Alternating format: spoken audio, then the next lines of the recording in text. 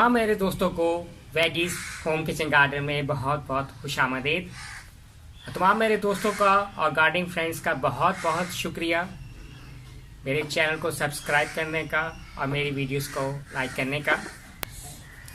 आज की मेरी वीडियो सलाद पत्ते के हवाले से है। सलाद पत्ते के बीज आसानी छोटे मोटे गमलों में घर के मुख्तलिफ क्यारियों में उगाते हैं। जैसा कि ये देखें, मैं एक छोटे से गमले में मैंने सलाद पत्ते के जो बीज उगाए हुए हैं।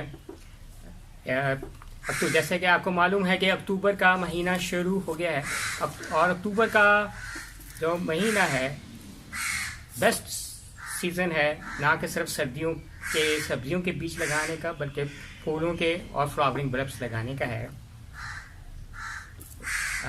पिछले हफ्ते मैंने बीच ये सलाद पत्ते लेटेस्ट के सीड्स लगाए और 3 से 4 दिन में जो है बीज जर्मिनेट होना शुरू हो गए।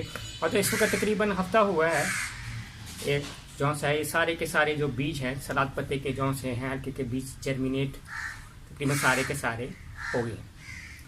कुछ इस हवाले से सलाद पत्ते के हवाले से जर्मिनेशन के हवाले से आपको इस वीडियो में टिप्स बताना चाहूँगा। पहले तो आपके बेस्ट क्वालिटी ऑफ सीड्स होना चाहिए, यानी बेस्ट क्वालिटी का मतलब फ्रेश सीड आपके होने चाहिए। अब जैसे कि मैंने ये सीड्स लगाए हैं, मैंने पिछले साल लेटेस्ट के सीड्स लगाए, उसके बाद मैंने घर ही में सलाद पत्ते के जो सीड्स हैं घर में सेव किए। इस वीडियो के डिस्क्रिप्शन बॉक्स में मेरी पिछली वीडियो का लिंक है, how to save latest seeds. तो घर के मैंने सेव लेटेस्ट सीड्स किए, उसके बाद मैंने लगाए और 3 से 4 दिन के अंदर तमाम के तमाम सलाद पत्ते के जो सा बीज है वो निकल आए हैं। जो सा है दूसरा ये कि जब आप जो सीड लगाएं तो सीड लगाने के से पहले आप जो मिट्टी को धूप में अच्छी तरह खुश्क कर लें। जो सा है क्योंकि पिछले मानसून का मौसम रहा है, मिट्टी के अंदर मुख्तलिफ किस्म के कीड़े या जम्स वगैरह होते हैं, ताकि धूप में वो सारे के सारे वो मर जाएँ।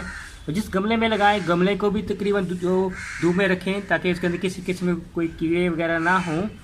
जो सा है उसके बाद आप मिट्टी में जो सा है लगाएं, जो सा सीड्स लगाएं, ठीक है। उसके बाद अब क्योंकि जैसे अभी मेरे पास पहले भी सीड्स पड़े हुए हैं, जैसे आपको नज़र आ रहे हैं ब्रिक ब्लैक सीड्स हैं, तो ब्रिक हैं। जो सा है मैंने ऊपर से थोड़ी सा मिट्टी में लगाने के बाद ऊपर से नारियल का जो थोड़ा सा बुरादा डाला ताकि नमी कायम रहे।